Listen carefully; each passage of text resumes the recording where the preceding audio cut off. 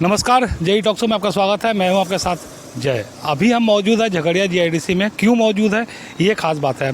आप देख सकते हैं मेरे दाहिने साइड में पानोली इंटरमीडिएट यूनिट 2 कंपनी मौजूद है और आज हम इसी कंपनी को लेकर यहाँ मौजूद हैं। इस कंपनी में बीते 3-4 दिन पहले एक महिला के साथ एक सिक्योरिटी कर्मी ने यहाँ पर छेड़खानी की थी। उसके कारण यहाँ पर एक बहुत बड़ा झमेला हुआ था। और यही नहीं, इस कंपनी का जो मैनेजमेंट है वो सरकारी नियमों को ताक पर रखकर अपनी मनमर्जी, अपनी मनमौजी से यहाँ पर काम कर रहा है। जब हमने इस मुद्दे पर इस कंपनी के जो एचआर का काम देख रहे हैं मिस्टर विनोद, उनसे बात की थी तो उन्होंने ऑन कैमरा तो नहीं कहा लेकिन ऑफ कैमरा हमें बहुत सारी बातें बताई थी। उन्होंने इस बात को माना था कि इस कंपनी में एसटीपी नहीं है।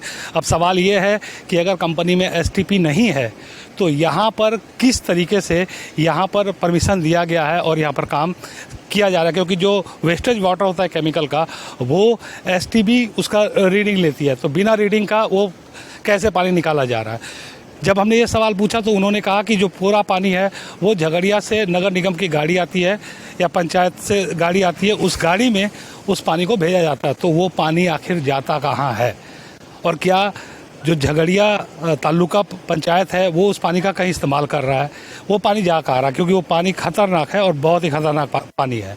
दूसरी बात, इस कंपनी में हज़ार्डस केमिकल भरा पड़ा है और इसी कंपनी में जो लेबर्स हैं जो बाहर से आते हैं उनको यहाँ रहने के लिए कॉलोनी भी बनाया गया है। यहाँ पर उनको रहने का व्यवस्था दिया गया है। मैं चाहूँगा कि हमारे कैमरामैन आपको दिखाएं इस कंपनी का कुछ नज़ारा जो दिख रहा है। यहाँ हज़ार्डस जो केमिकल है वो फैला हुआ है और यहीं पर कॉलोनी भी बनाया गया है जहाँ पर यहाँ के काम करने वाले लोग रहते हैं। और सबसे बड़ी बात जो है वो पर्यावरण को लेकर की है, जो कि काफ़ी दूर तक सोचने पर मजबूर करेगी। एक और जहाँ गुजरात सरकार, गुजरात पॉल्यूशन कंट्रोल बोर्ड पर्यावरण को बचाने के लिए कंपनियों के लिए नियम जारी करती है कि आपको ग्रीन बेल्ट लगाना होगा, वहीं इस कंपनी में जो यहाँ के जो चिमनी है, जो यहाँ के बॉयलर हैं, उनको चलाने के लिए कच्ची लकड़ियों का इस्तेमाल किया जाता है। जब हमने इस पर उनसे सवाल किया था तो उन्होंने इस बात को भी ऑफ कैमरा कहा था कि ये परमिशन उनको जीबीसीबी ने दिया है। क्या लिखित में दिया है?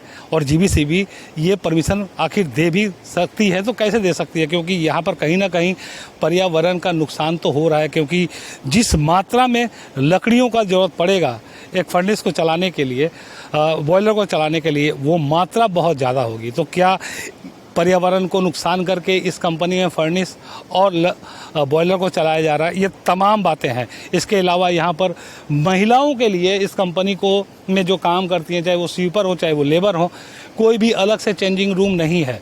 अगर किसी महिला को कोई दिक्कत होती है तो उसके लिए कोई भी चेंजिंग रूम नहीं है, जो कि ये भी नियम के खिलाफ है। अब हमारा सवाल साफ तौर पर कंपनी के प्रशासन से, मैनेजमेंट से ये है कि इतने नियमों की अनदेखी क्यों, और क्या सरकार या सरकारी तंत्र इस कंपनी के ऊपर नकेल कसेंगे? जबकि गौर करने वाली बात यह भी है कि आज से ठीक 1 से 1.5 महीने पहले इसी कंपनी के ऊपर में आईटी विभाग का छापा भी पड़ा था।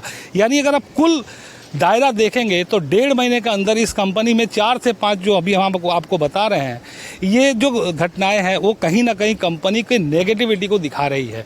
एक बड़ी कंपनी पानोली इंटरमीडिएट एक बड़ी कंपनी है और उसके बावजूद इस तरीके की जो लापरवाही हो रही है, यहाँ की जो मैनेजमेंट है उसका जो निकम्मापन और गैर जिम्मेदाराना जो व्यवहार दिख रहा है, रवैया दिख रहा है, वो कई सवाल खड़े कर रहा है।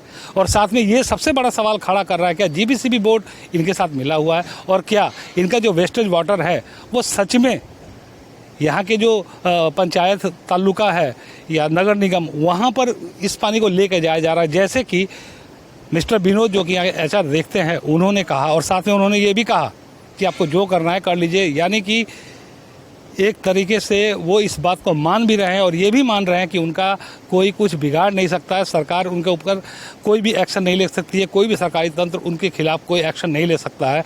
तो ये जो उनके अंदर में आत्मविश्वास आ रहा है, आखिर वो कहाँ से आ रहा है? इस सवाल पर ज़रूर सोचिएगा। ये सवाल हम आपके लिए छोड़ रहे हैं और बाकी इन्होंने जो जो बातें रखी हैं हम उसका भी तथ्य आप तक लेकर आने का प्रयास करेंगे।